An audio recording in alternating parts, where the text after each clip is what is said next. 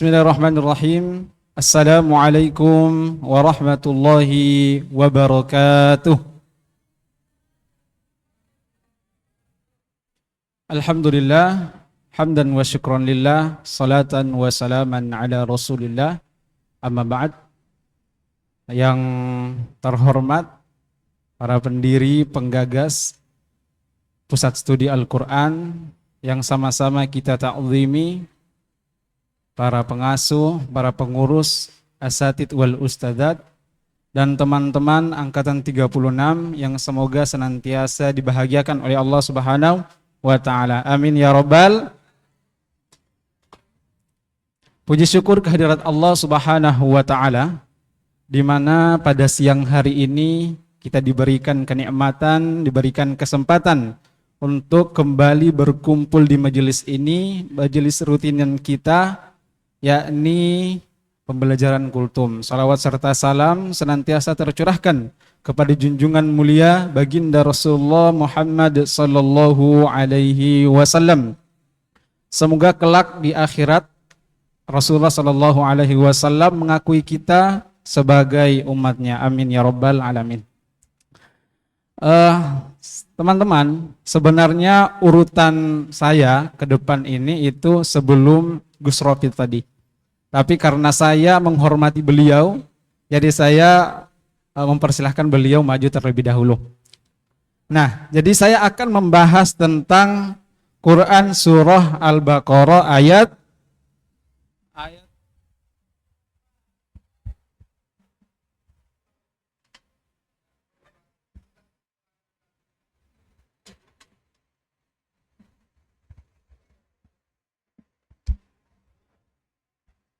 Quran Surah Al-Baqarah ayat 33 yang berbicara tentang keutamaan ilmu. Nah, jika tadi Kang Rofid juga membuka kultum ini dengan pertanyaan, saya ingin juga membuka dengan pertanyaan. Teman-teman, walaupun pertanyaannya ini sebenarnya pertanyaan yang mungkin mustahil jika terjadi, tapi ini kita beranalogi, berandai-andai, jika hari ini atau mungkin detik ini itu teman-teman diberi pilihan. Diberi pilihan, yang pertama teman-teman diberi harta yang sangat banyak. Harta menjadi orang yang sangat kaya. Sebutlah misalnya siapa orang yang terkaya, Elon Musk, atau di Indonesia siapa? Willy Salim. Nah, itu.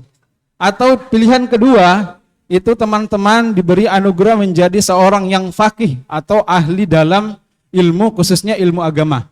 Kira-kira teman-teman pilih yang mana? Kaya. Kaya juga. Oh, berarti saya salah prediksi. Seharusnya santri Bait Al-Quran itu lebih mengutamakan untuk memilih menjadi seorang yang ahli ilmu. Namun, teman-teman, realitasnya memang ketika kita berbicara tentang skala umum, itu memang banyak orang yang akan memilih menjadi seorang yang kaya raya.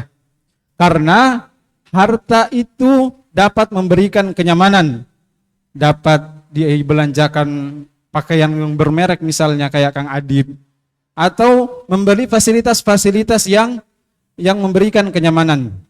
Karena itu para ulama sejak dahulu itu sudah memberikan informasi bahwa ilmu itu jauh lebih berharga daripada harta.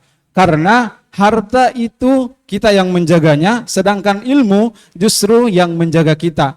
Harta ketika dibelanjakan akan habis, namun ilmu ketika diajarkan akan bertambah. Harta akan bermanfaat ketika hanya di dunia, sedangkan ilmu itu, ilmu yang bermanfaat akan terus mengalir pahalanya walaupun seseorang yang memiliki ilmu itu telah meninggal dunia.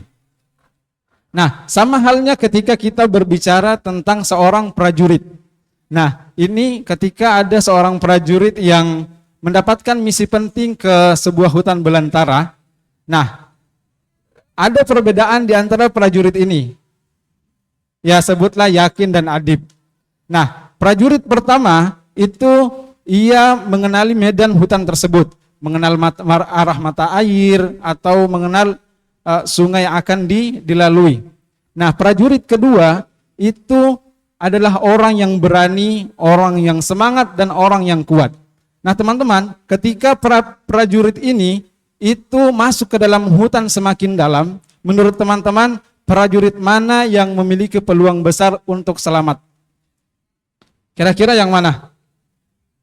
Kira-kira yang pertama, benar sekali. Karena prajurit yang pertama itu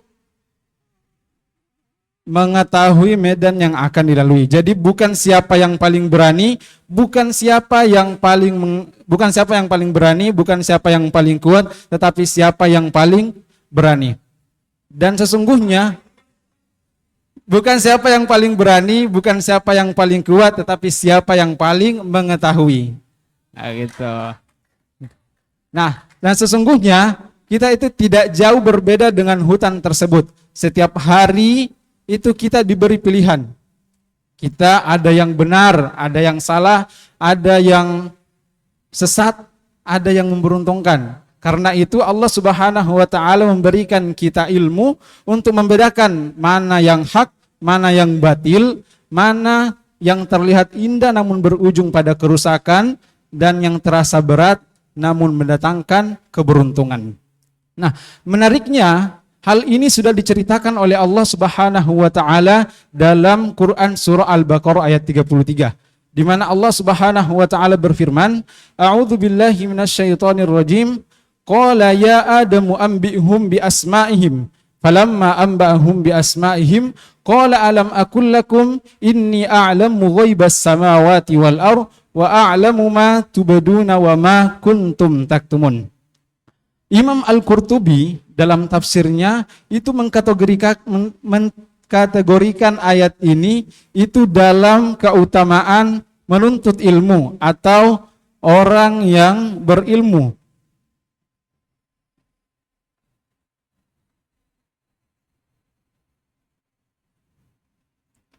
Nah, di mana menurut beliau dalam ayat ini itu bukan hanya berbicara tentang dialog antara Allah, malaikat, dan Nabi Adam.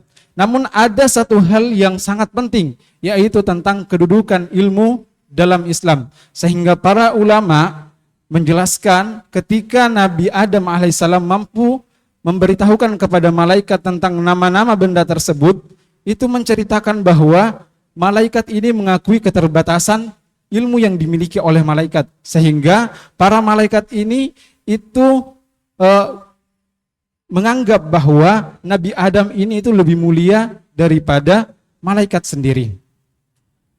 Nah, hal ini juga dikomentari oleh Syekh Mutawalli Asy-Sya'rawi, di mana Nabi Adam alaihissalam yang diciptakan dari tanah itu diberikan perintah untuk disujud, atau malaikat yang tercipta dari cahaya itu diperintahkan untuk menyembah atau bersujud kepada Nabi Adam alaihissalam yang diciptakan dari tanah. Nah, ini menandakan bahwa orang yang mempunyai kedudukan yang lebih mulia unsur diciptakannya itu diberikan kelebihan oleh Allah Subhanahu wa taala. Sama halnya ketika kita kembali mengkaji Quran surah An-Naml. Seorang nabi, Nabi Sulaiman, yang juga seorang raja, yang dalam bahasa Al-Qur'annya itu Allah Subhanahu wa taala memberikan kerajaan yang tidak diberikan kepada orang selain Nabi Sulaiman alaihissalam, saking besarnya kerajaan Nabi Sulaiman. Namun pada satu ayat diceritakan bahwa famakatha ghairu ba'idin faqala ahattu bima lam tuhit bihi waji'tuka min saba'in binaba'in yakin.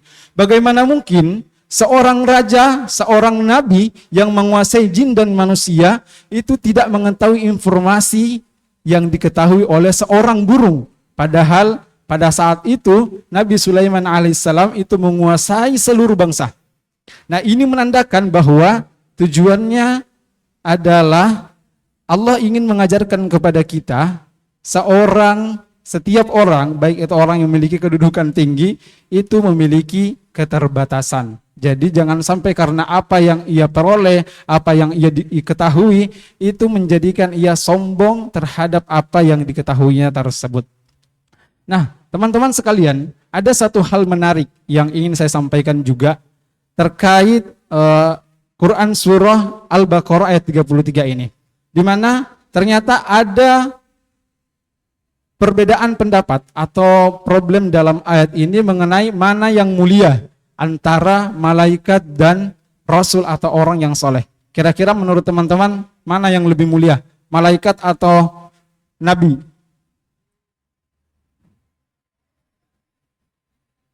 Nabi atau malaikat? Malaikat atau nabi?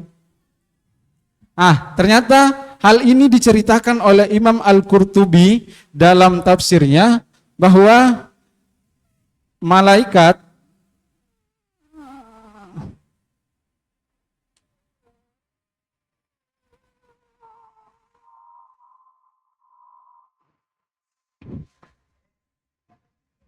ternyata ada 3 pendapat teman-teman. Yang pertama, ada ulama yang mengatakan bahwa malaikat itu lebih mulia. Malaikat itu jauh lebih mulia daripada seorang manusia atau seorang nabi. Dengan berdalil dalam Quran surah Al-Anbiya, wa qalu takhadar rahman waladan subhana bal ibadum mukramun la yasbikunahu bil qawli wa hum bi amrihi ya'malun. Bahwa para malaikat ini adalah hamba-hamba yang dimuliakan. Mereka mengerjakan apa yang diperintahkan oleh Allah Subhanahu wa taala. Juga Quran surah At-Tahrim menjelaskan, la ya'sunallaha ma amarahum wa yaf'aluna ma yu'marun. Jadi pendapat pertama mengatakan bahwa malaikat ini lebih mulia dengan landasan ayat-ayat tersebut. Karena malaikat ini tidak pernah mendurhakai Allah Subhanahu wa taala. Jadi pekerjaan yang dilakukan oleh malaikat ini itu senantiasa beribadah kepada Allah Subhanahu wa taala. Kemudian pendapat yang kedua, ada yang mengatakan bahwa nabi atau orang soleh ini lebih mulia daripada malaikat dengan berdalil pada Quran surah Al-Bayyinah ayat 7. Innal ladzina amanu wa amilus solihati ulaika hum khairul bariyah. Jadi pendapat yang kedua ini mengatakan nabi dalam masalah itu lebih mulia, bahwa sesungguhnya orang-orang yang beriman atau orang-orang yang beramal soleh itu sebaik-baiknya makhluk. Kemudian pendapat yang ketiga ini adalah pendapat yang lebih berhati-hati. Ia tidak mengatakan bahwa malaikat atau nabi yang paling mulia, tapi mengatakan bahwa kita tidak bisa mengatakan antara kedua makhluk ini adalah mana yang lebih mulia, karena tidak ada nas atau tidak ada dalil yang menjelaskan secara spesifik tentang tujuan tersebut. Sehingga masyhur kita katakan atau masyhur kita dengar bahwa seorang manusia itu dapat mulia daripada malaikat jika mampu menggunakan akal dengan sebaik-baiknya. Sebaliknya, seorang manusia atau satu manusia ini dapat lebih hina itu daripada hewan jika tidak menggunakan akalnya dengan sebaik-baiknya. Ulaika kal an'ami balhum adall, bahkan lebih hina daripada hewan. Semoga kita senantiasa diberikan oleh Allah Subhanahu wa taala pemahaman atau akal yang senantiasa kita gunakan dalam hal kebaikan. Saya teringat salah satu, karena ilmu ini teman-teman itu dapat kita ambil dari mana saja dan dari siapapun. Saya teringat salah satu guru saya itu mengatakan bahwa ambillah ilmu dari siapapun, bahkan itu dari orang gila sekalipun. Maknanya apa? Kita ini dapat belajar dari siapapun, kita tidak memandang orang, yang penting ada ilmu yang dapat kita tarik dari orang tersebut, kecuali ilmu agama. Karena dalam riwayat itu dikatakan, pilihlah ketika engkau atau belajarlah ilmu agama, tapi pilihlah dari mana engkau mengambil ilmu tersebut, karena ini berbeda jika kita menyangkutkan dengan ilmu agama. Mungkin dari saya menjelaskan tentang Al-Baqarah ayat 33 ini cukup sekian. Mohon maaf jika ada kelebihan dan kekurangan. Wal afu minkum, wassalamualaikum warahmatullahi wabarakatuh.